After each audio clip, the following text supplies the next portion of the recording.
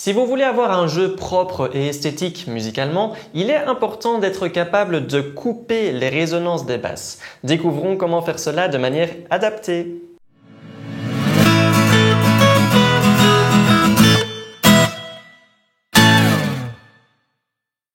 Salut à tous, c'est Robin Mace. Il arrive parfois que des basses résonnant entre elles engendrent des dissonances ou bien ne donnent pas un jeu très propre. À vrai dire, cela ne concerne pas que les basses, mais dans cette vidéo, on va les prendre comme exemple. Je vais vous montrer un exemple basique où entreront en jeu le La grave 5e corde et le Mi grave 6e corde.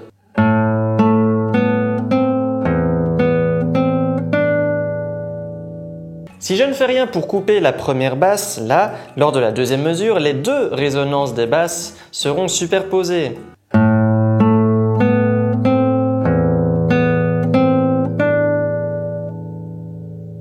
Ce n'est harmoniquement pas très esthétique, il est recommandé de couper la résonance de la première basse, ici le La. Une manière très simple et efficace de faire est de jouer le Mi grave avec appui. Ainsi, le pouce se reposera sur la 5e corde lors de l'attaque du Mi et coupera automatiquement le La grave.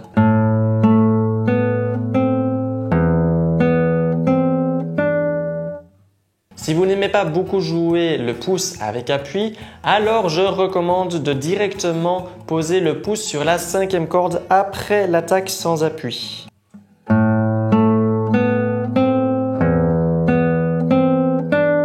Je vais prendre un exemple similaire mais en inversant les basses. Donc d'abord le Mi grave, puis le La grave.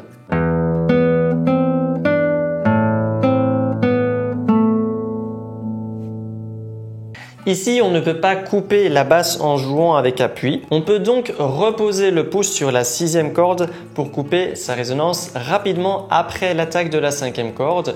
Ou bien on peut utiliser le Do du pouce, plus ou moins en même temps que l'attaque de la 5e corde.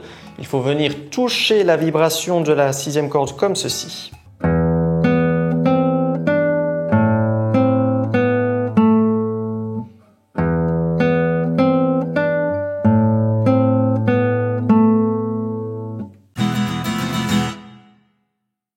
Alors il est en effet possible de couper les vibrations des cordes à vide en se servant de la main sur le manche. Personnellement, je vous conseille toujours de prioriser une coupure avec la main droite, elle sera plus distincte. Si le pouce est trop occupé et qu'il n'y a que la main sur le manche de disponible, il faut faire attention à ne pas poser un doigt au niveau d'un harmonique. Par exemple, au-dessus de la 12e, 7e, 5e et 4e fret, c'est déconseillé car vous serez susceptible de faire sonner un harmonique sans le vouloir. Si la basse en question n'est pas une corde à vide et donc qu'il y a un doigt posé sur la corde au niveau du manche, il est en effet possible de couper la résonance en soulevant le doigt. Néanmoins, il faut faire attention à ne pas soulever brusquement le doigt de manière à faire résonner la corde à vide. Je recommande de relâcher la pression mais éventuellement d'avoir un micro-moment où le doigt garde contact avec la corde.